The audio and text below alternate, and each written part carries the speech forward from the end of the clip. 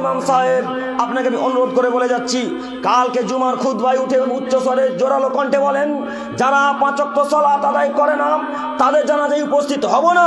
যারা 5 ওয়াক্ত সালাত আদায় করে না তাদের জানাজায় উপস্থিত হব না। যারা 5 ওয়াক্ত সালাত আদায় করে না তাদের জানাজায় উপস্থিত হব না। আমাকে চাঁদপুরে রাখতে হলে রাখেন, না রাখতে হলে না রাখেন। মাথা বিক্রি করে সমাজে চাকরি করতে আসিনি, মাথা বিক্রি করে চাঁদপুরে সমাজে চাকরি করতে আসিনি। বাপের জমি জায়গা চাষ করে খেতে পারবো। আরে বাপের জমি জায়গা নেই, তাতে কি আছে? কাজকর্ম করে খাও, তবু বেনামাজি জানাজা পড়াবো না। আমি কি হিন্দু? আমি কি খ্রিস্টান? আমি কি অমুসলিম? আমি কি নাসারা? আমি কি ইহুদি? আমি কি সাঁওতালের বাচ্চা নাকি? আমি মুসলমানের বাচ্চা, মুসলিম পরিবারে জন্মগ্রহণ করেছি।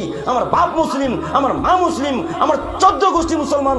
অতএব আমি ইহুদিদের জানাজা পড়াবো মানে, আমি খ্রিস্টানের জানাজা পড়াবো মানে, আমি বেনামাজি জানাজা পড়াবো মানে? এই বাক্য জোরালো কণ্ঠে যদি খুতবায় বক্তব্য রাখেন, 24 ঘন্টার মধ্যে সমাজের মানুষ মসজিদে চলে আসবে, মসজিদে জায়গা দিতে পারবেন না।